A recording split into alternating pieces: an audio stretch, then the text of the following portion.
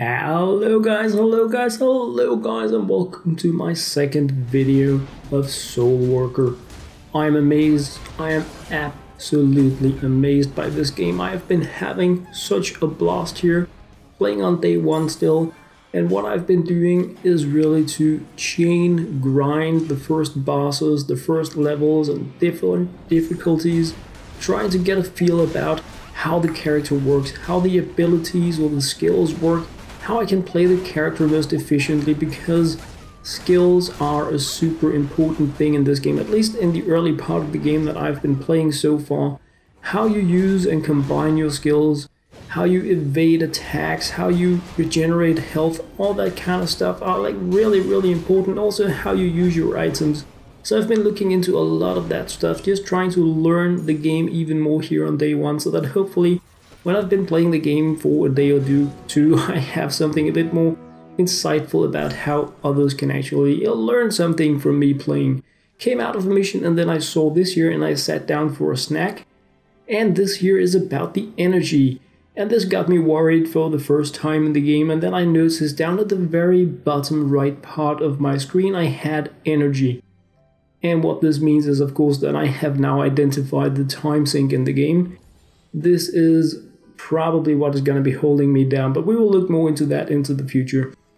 Howling Parade is a new ability that I got for the character, and I have to say I am amazed by this ability. It is a really cool open, I feel, based on what I've been able to play so far. We're going to be looking into it, but I wanted to also highlight some of this here achievements and progress. The game has a massive progression reward system. You even get different items and stuff like that for completing zones in the game. How efficient this is going to be moving forward is something I hope to keep a little bit of a focus on, to let you guys know what you're going to be getting and if it feels important when you get deeper into the game. But I love when you have all these rewards for just playing the game and moving forward. I found the trader, which is good because I can now sell my items. I haven't really used my game currency for anything yet. I have around 10,000 now for just playing the first very small part of the game. I can buy healing stuff for it, so perhaps that's what I'm going to be using it for. I also found the bank, and this is pretty standard stuff. You can take things in and out. The really cool thing about this here is that you can see your main and sub quests when you are about to select zones, so you can see where you need to go in and do things. And I had a few games where I just played with others, tried to play out both on hard to complete some of the missions, the side quests that I had there. And here you can see the new ability that I had, where I ride on this shadow beast thing, damaging everything in my path towards craziness. And the Super Saiyan ability that we have, Hysteria. It is the one that now says 24, big round thing that unlocks as you progress in the game and take things down in each map. That really boosts up your combat power like crazy. So that is an ability I have been learning to use as well. That really one-ups everything as well.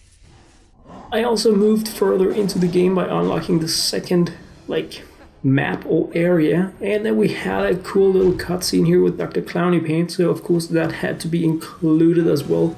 Like so many things going on at the start of the game. That is of course pretty general for games, that a lot of stuff is happening at the very start of the game, so hopefully the game is going to continue like this for quite some time, because right now I'm just absolutely amazed. The second part of the game is very differently themed than the first one, and the challenge in playing here is definitely higher. Just the first map unlocks new types of enemies that behave in different ways. They also seem just a little bit more intelligent in the way they're ganking towards you, and they start having projectiles and other things that are a bit more fun to play against. The same can be said for the bosses really.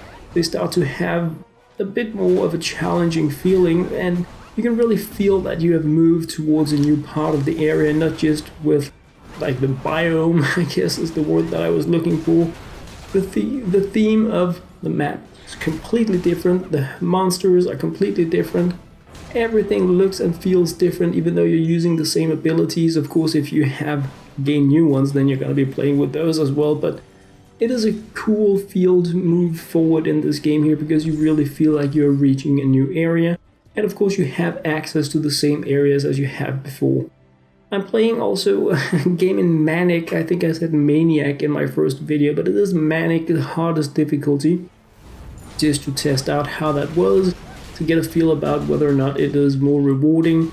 And even though it was really fun to play in Manic and try out, like, pit out against the toughest way a map can be, I don't really have a good enough understanding for the currencies and things that you get in the game to know whether or not I got something that was amazing. So hopefully, again, as I get a little bit more knowledge about the game, I will understand when I'm getting a good reward, because right now, if I get 100 of these or 50 of those or stuff like that, I don't really know if it is good. I have a gazillion different crafting materials that I don't really know what to use for.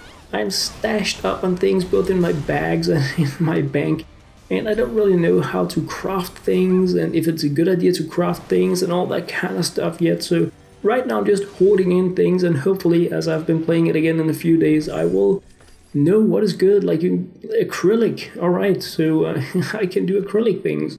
The second area in the game, the R square, is here, and I'm just gonna be showing you guys some of the different things that we see in here. We have these mannequin type dolly test dummy areas, robotics that are just ganking you.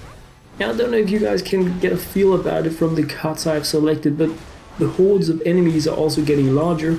My combo is increasing much higher because we have so many more monsters that we're damaging, and we're also getting more and more of these mini boss kind of things in between the waves. Another very important thing to note is that the rooms that I mentioned in the first video appear to be getting larger.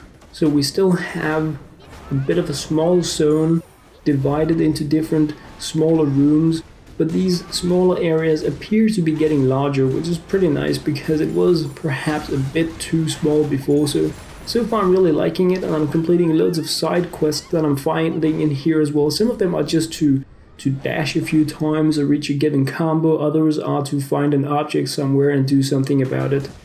I had a massive challenge against some of these bosses here. They are getting much more fun to play against, and this is where I really also started to kite the monsters, in that they really got my health down, so I had to run away and use my healing potions on Q.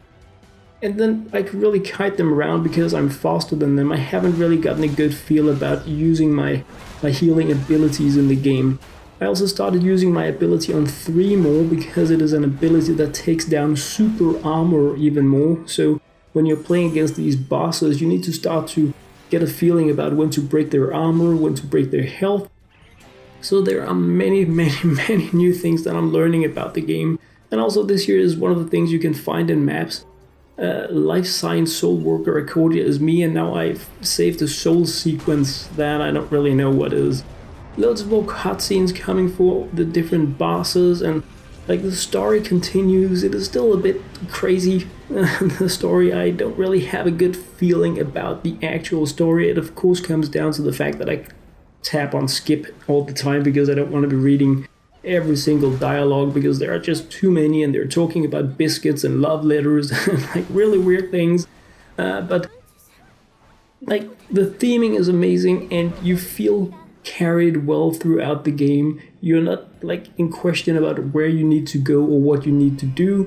So you're eased into all the new zones, into all the new bosses, into when you need to complete a quest objective before you can move to the new zone. All that stuff is really well made, so you feel like you're being taken very good care of, and you feel like you're being slowly challenged more in the game, and that is very important for me, because in order for me to keep my focus with the game, I have like a few things that need to be there. I need to grind, because I am a grinding player, and I have already found loads of currencies and things I can grind in this game. Now I just need to find out what it makes sense to grind. And then you need to have a type of progression you can aim toward. And again, we have loads of different progression things here.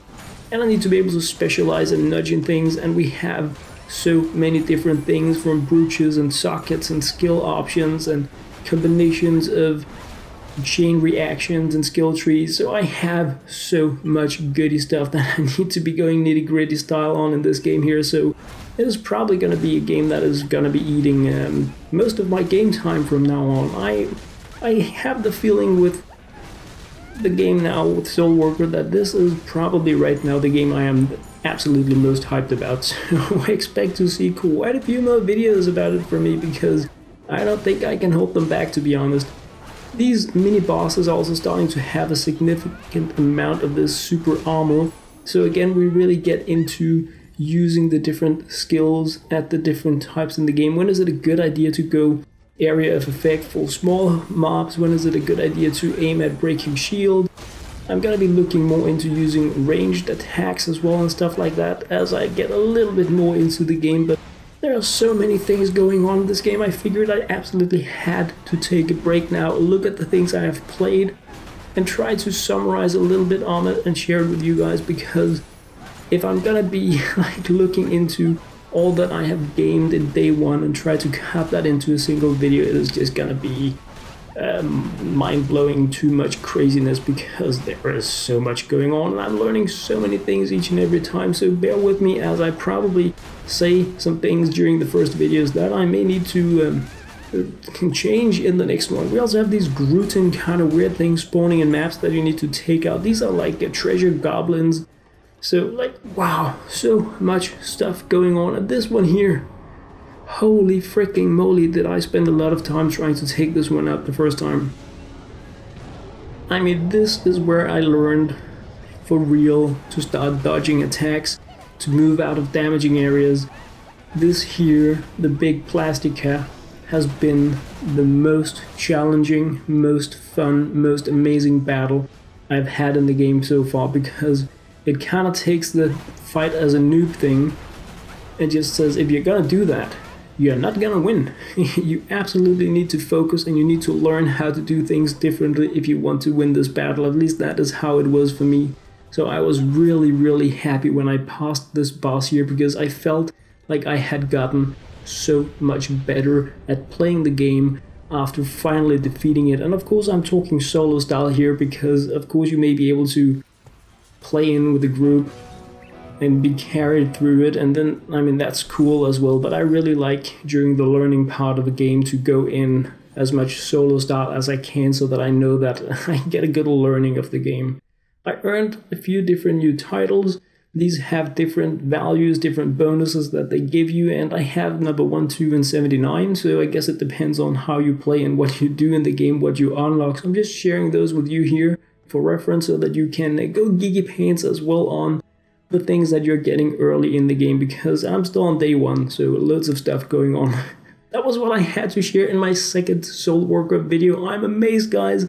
As always, thank you very much for watching.